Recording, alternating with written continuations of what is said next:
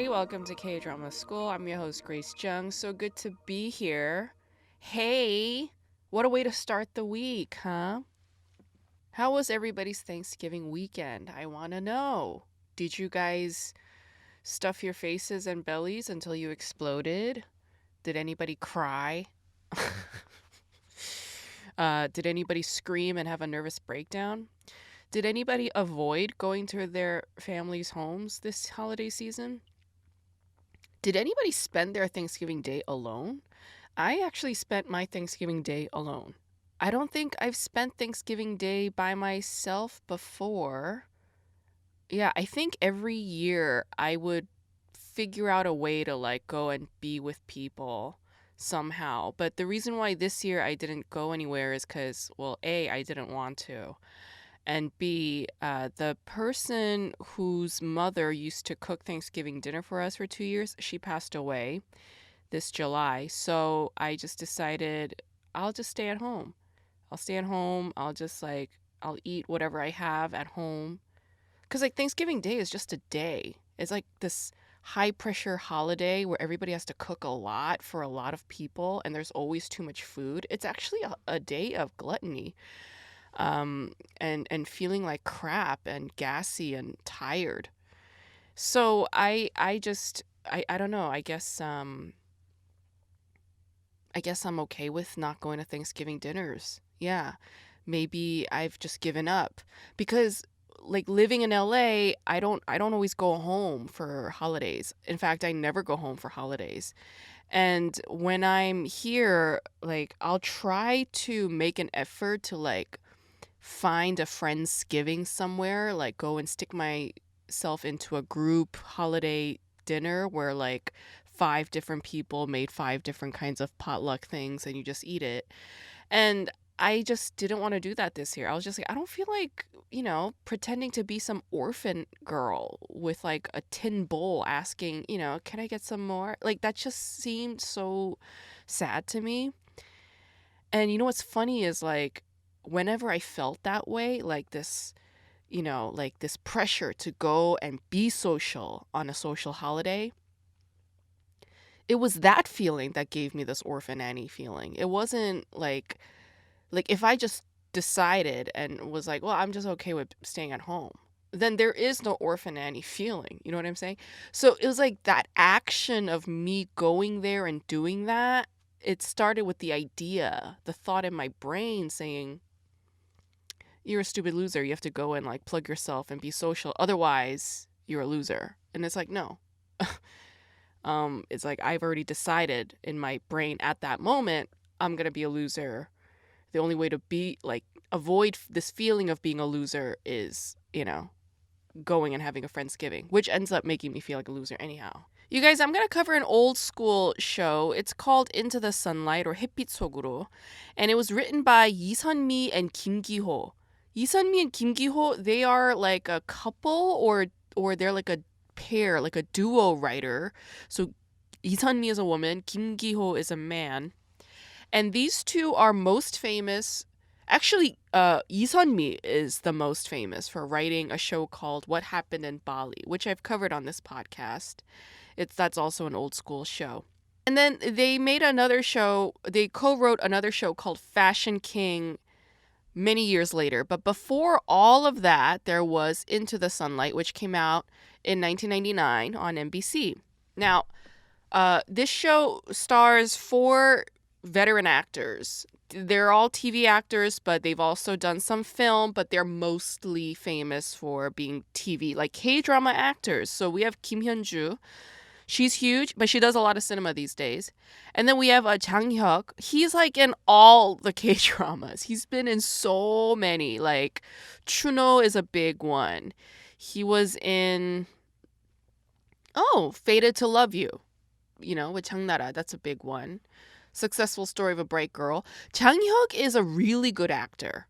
I would say like of these four, I mean Kim Hyun-ju is really good too, but Jang Hyuk is like excellent when it comes to like dramatic, visceral performance. Jang Hyuk is like he's the one, high octane dude. And then you have Cha Tae-hyun, who is like a very friendly face, just like chill, goofy, playful, like cute, annoying. Yeah, he plays the rich boy.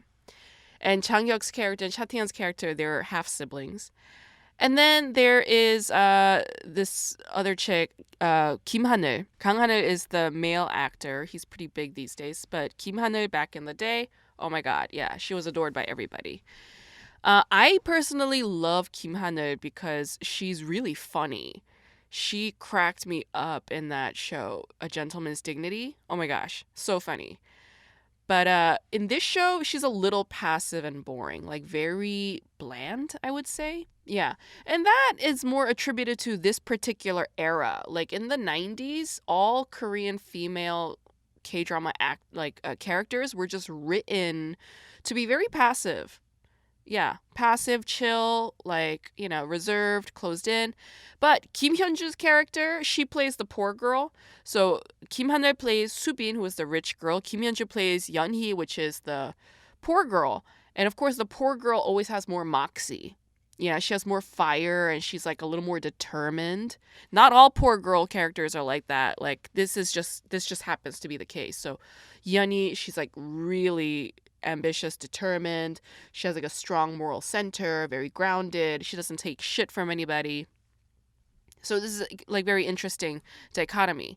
But I remember just like watching this show with my friend at the time when we were like in elementary school or whatever, and she made this very like poignant observation that made me understand like TV analysis, like story analysis. So there's a scene where Inha, the rich boy, his birth mother happens to be a cabaret dancer, and she works at a club like as a singer, but it's also full of pervy drunk men, and like they would grab her and stuff. And so Inha, the first day he goes to like see his estranged mother as an adult, he sees his mother getting harassed by drunk men. And she is like so, embarrassed and like runs away, and she's like crying. And then Inha just goes, finds privacy, and he starts crying. And then I remember my friend pointing this out. Like she just like analyzed their emotions for me, and she was just like, Inha is crying because he's sad to see his mother go through that. And the mother is crying because she feels sorry for having abandoned her son for this long. And she's embarrassed that he just saw her getting harassed. And I was like, oh, wow. Like, this is a thing to analyze people's emotions and piece together their histories while looking at television. Like, this is a thing. So I remember this moment very vividly because I was noting how my friend was noting or reading people's emotions, right? Because yeah, like you have a character crying on the screen. Okay, it's obvious that something is causing them to, exhibit this emotion, but what are the causes behind it? What is the story behind it? And my friend had been watching the series from the beginning, so she just knew like what was happening. I was more or less tuning into this show like whenever I would go to her house. So I did not see this show from beginning to end, like in full completion, until very recently. Yeah, like during the pandemic lockdown, basically. And I'll be honest, like the show, it has not aged well. By that, I don't mean that like, it's inappropriate. It's not, that's not what I mean.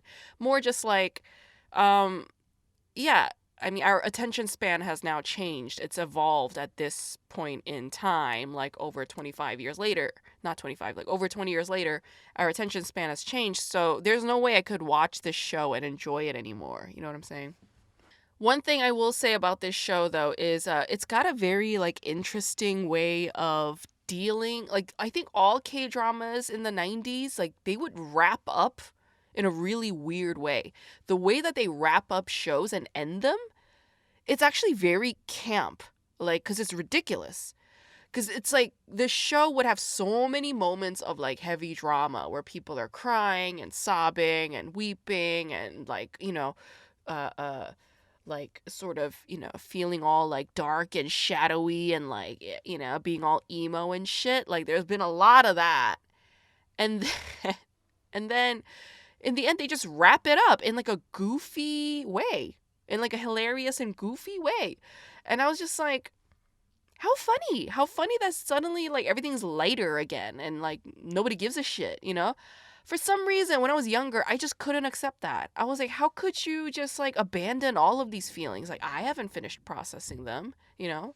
So that's all it is. Like, you just, like, some people take longer to process feelings. Like me, I take a really long time to process feelings. That's changing a lot though too. I'm noticing like the time span, like the time frame after some upset thing happens, like it's reduced a lot. Like I know how to talk myself off the cliff in a lot shorter time than I used to be able to back when I was in middle school, for instance. Yeah, back then, forget about it. Like you give me a bad ending, I'm not gonna forgive you for a year and a half. Like it was like that. Yeah, it's not like that anymore.